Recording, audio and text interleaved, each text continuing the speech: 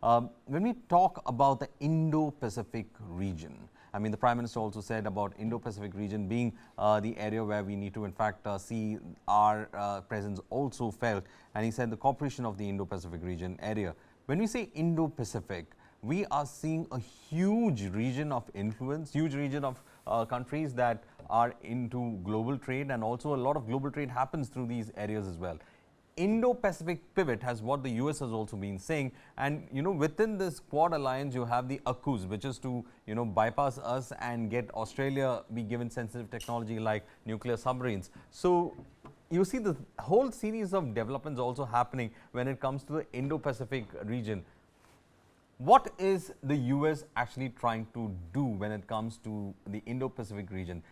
Everybody says, of course, the writing on the wall is about containing China, but is it just merely containing China? That is, I think, the most important part of the pivot. But when we think of containing China, we think of containing China in terms of sanctions, in terms of military measures, etc., etc.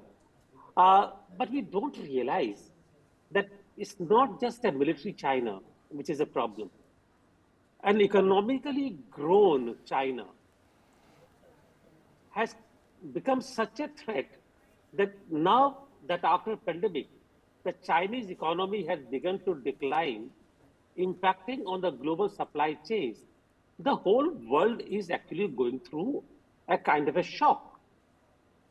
So is it really legitimate for the global economy to be controlled or impacted so much by just one country? I think that will always be a serious thing, really. Not it should never happen that one country controls everything. And when we talk about containing China, the USA talked about containing China.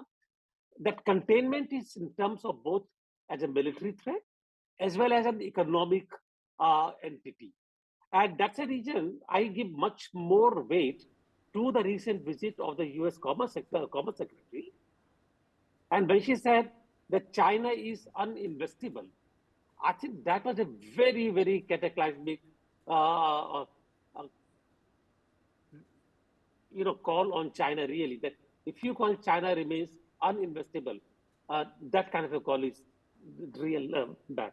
So therefore, when we talk about India and what is USA looking at, I would look at it in two terms.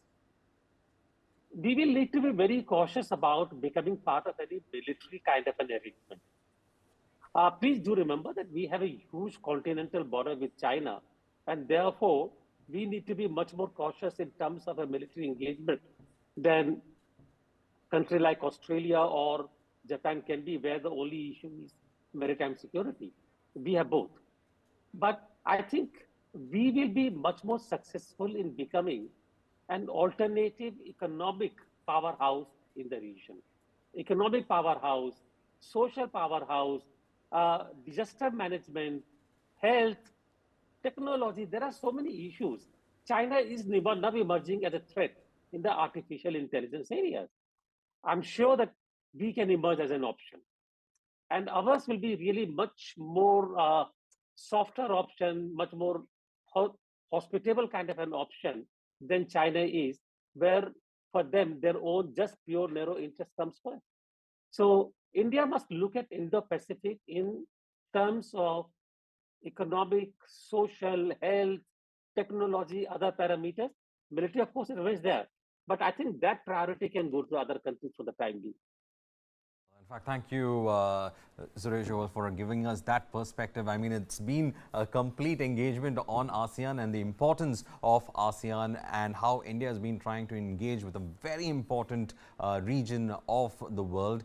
It's not about economics alone. It is also about security. It's also about the shadow of China that dominates on this region and the challenges that India has when it comes to a post-COVID world and how to become economically relevant in that region.